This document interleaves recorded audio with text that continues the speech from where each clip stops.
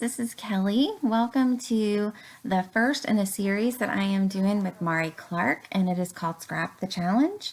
And this week, our focus is on a sketch that we found off Pinterest. And so, what I am going to use is the Shine collection from Maggie Holmes, and I just pulled out some of the different things, some different papers in the collection.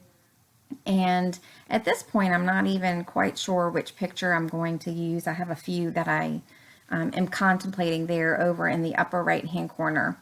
But I knew that I really wanted to use this really pretty blue glitter tape as well. And I decided to go ahead and do the picture of me and my daughter. And I was really happy with this layout or the sketch that we chose, because it had a banner. And sometimes banners for me are a little bit more difficult to get on a page. And I knew that the Maggie Holmes chipboard had a real pretty yellow banner. And so I was determined I was going to get that on this page. So what I'm trying to do right now is, stay pretty true to the sketch, because I knew that I wanted to use the banner, and I felt like if I really veered off too much of the sketch, that it might mess up the dynamics of where the clusters fell, and just shift it to where I might not be able to use the banner. So I decided to stay pretty true to it, and it was a little bit of a challenge, I will be honest. And part of the reason is because I don't figure this out until a little bit later, but the measurements are a little bit off, and I will fix it in a little while.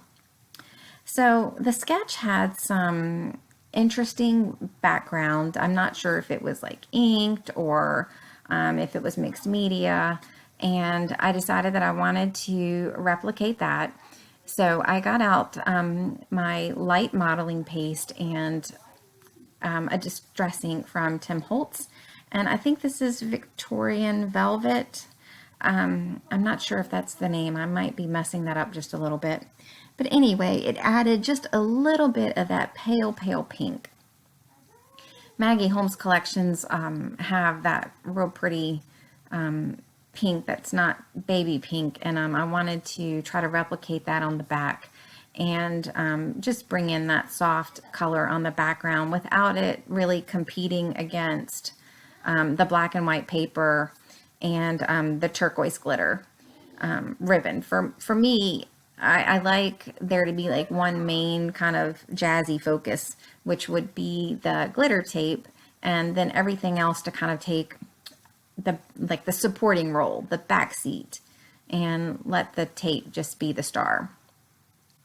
So I'm going ahead and try to get everything adhered down, because I hate it when my layers are moving and I'm trying to figure out what I'm doing on the page.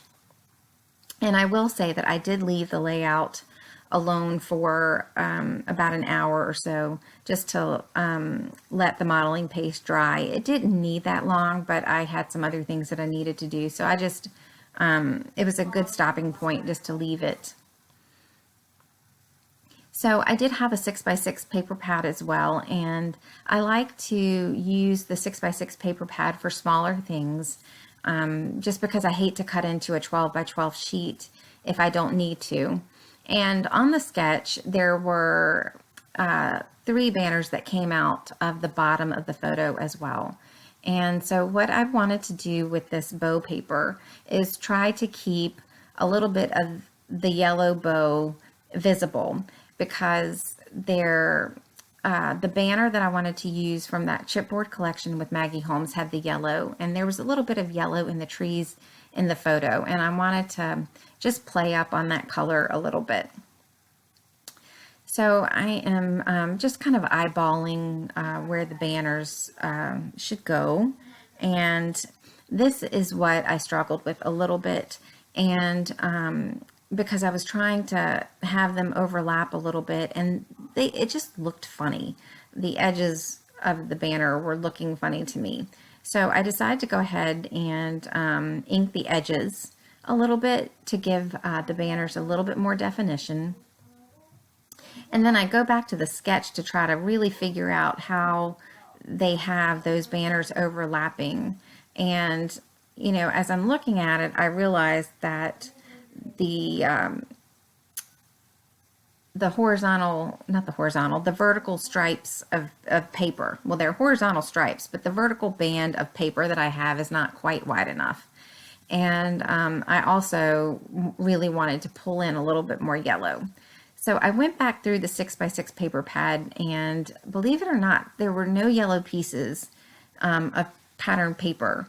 But I found the ruler paper, and it had a little section of yellow. So I went ahead and cut that strip out and used that to ground the picture, and liked the way that that helped bring that yellow color a little bit more prominent.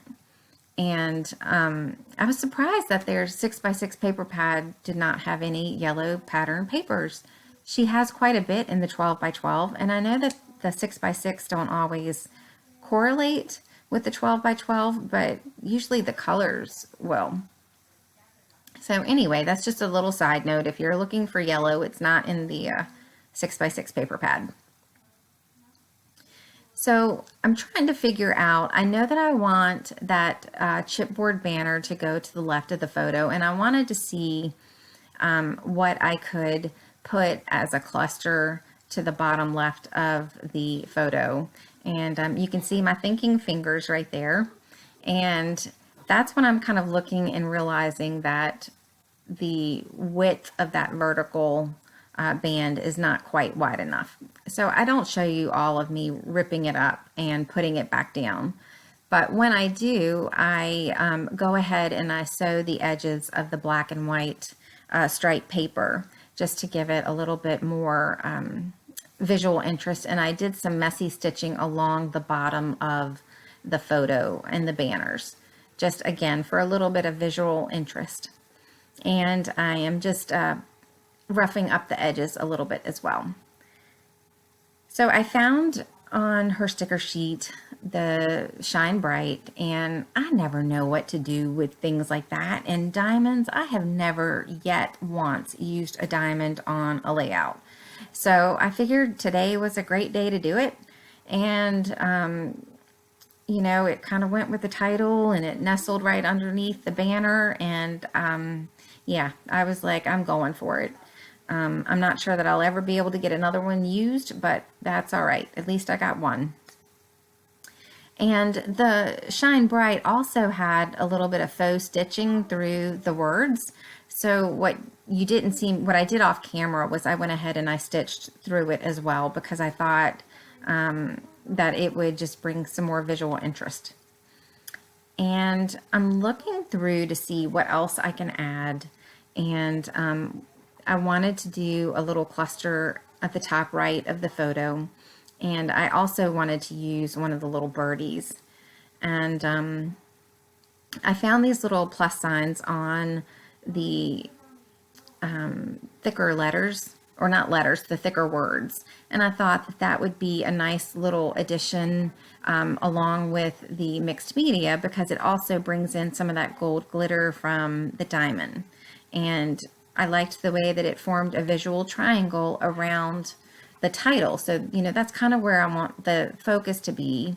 And it draws your eye around. And then when I found the little sticker birdie and put her kind of over the edge, I thought, that's it. That is perfect.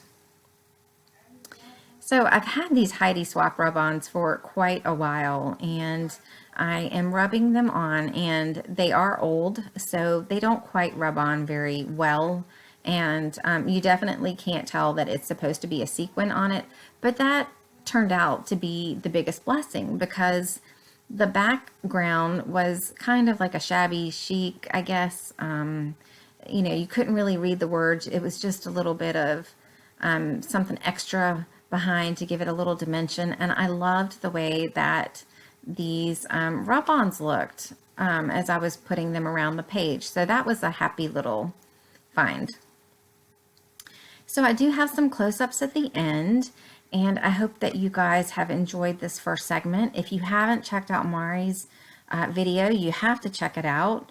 It was so funny to see how close we both stayed pretty true to the sketch. And, we're going to hope to be back in a couple of weeks with another challenge. So I hope you guys enjoyed it. Thank you so much. And I've got some close-ups where you can see the details, and I hope to see you soon. Have a great day. Bye.